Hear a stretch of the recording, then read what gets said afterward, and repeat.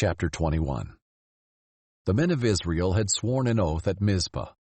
None of us will give his daughter to a Benjaminite in marriage. So the people went to Bethel and sat there before God until evening. They wept loudly and bitterly, and cried out, "Why, Lord God of Israel, has it occurred that one tribe is missing in Israel today?" The next day the people got up early, built an altar there, and offered burnt offerings and fellowship offerings.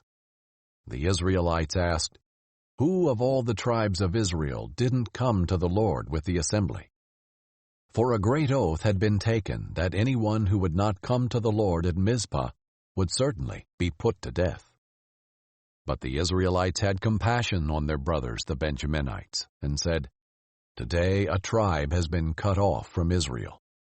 What should we do about wives for the survivors? We've sworn to the Lord not to give them any of our daughters as wives." They asked, "Which city among the tribes of Israel didn't come to the Lord at Mizpah?" It turned out that no one from Jabesh-Gilead had come to the camp and the assembly. For when the roll was called, no men were there from the inhabitants of Jabesh-Gilead. The congregation sent 12,000 brave warriors there and commanded them, "Go and kill the inhabitants of Jabesh-Gilead with the sword, including women and dependents. This is what you should do. Completely destroy every male, as well as every woman who has gone to bed with a man." They found among the inhabitants of Jabesh-Gilead 400 young virgins who had not been intimate with a man, and they brought them to the camp at Shiloh in the land of Canaan. The whole congregation sent a message of peace to the Benjaminites who were at Rimmon Rock.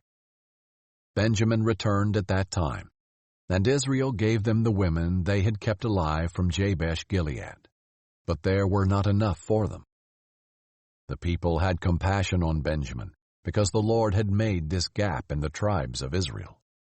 The elders of the congregation said, "What should we do about wives for those who are left, since the women of Benjamin have been destroyed?"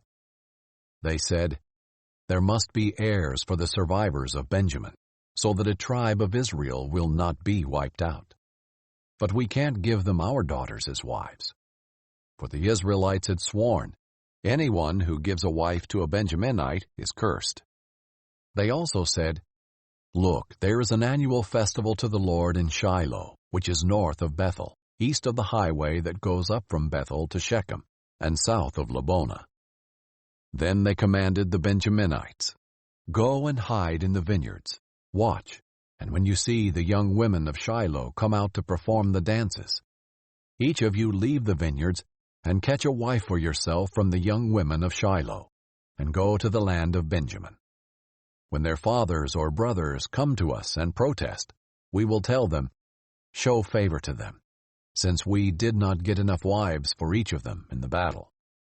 You didn't actually give the women to them, so you are not guilty of breaking your oath."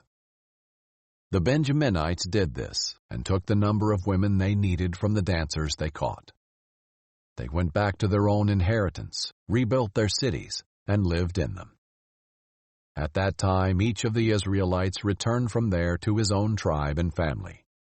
Each returned from there to his own inheritance. In those days there was no king in Israel. Everyone did whatever seemed right to him.